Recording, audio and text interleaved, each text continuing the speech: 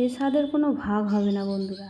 যদি না বাড়িতে বানিয়ে তৈরি করে খেয়ে দেখেন তো আপনারা এর মর্ম বুঝবেনই না। তো দেখুন আমি আজকে রান্না করব চিংড়ি, কুমড়ো আর পুঁই শাক দিয়ে। তো খেতে অতুলনীয়। তো আপনারাও বাড়িতে এইভাবে বানিয়ে খেয়ে দেখবেন একবার। যদি না ভালো লাগে তো আমাকে কমেন্ট করে আমাকে গালাগালি দিতে পারবেন। তো দেখুন আমি এইভাবে রান্নাটা করেছি, আপনারাও ভিডিওটা দেখে নেবেন, নিয়ে এইভাবে রান্না করে খেয়ে দেখবেন। তো যদি ভিডিওটা ভালো লাগে আমার চ্যানেলটাকেও একটু ফলো করবেন, আর আমার ইউটিউব চ্যানেল আছে রুম্পা মণ্ডল, সেটাকে গিয়ে একটু সাবস্ক্রাইব করবেন। আপনারা যদি না পাশে থাকেন তো আমরা কী করে এগোবো বলুন তো বন্ধুরা। তো দেখুন আমার তো রান্না কমপ্লিট হয়ে গেল প্রায়। তো এখানে ভিডিও দিয়ে দেওয়াই আছে, তো আপনারা দেখে নিয়ে রান্নাটা করতে পারবেন।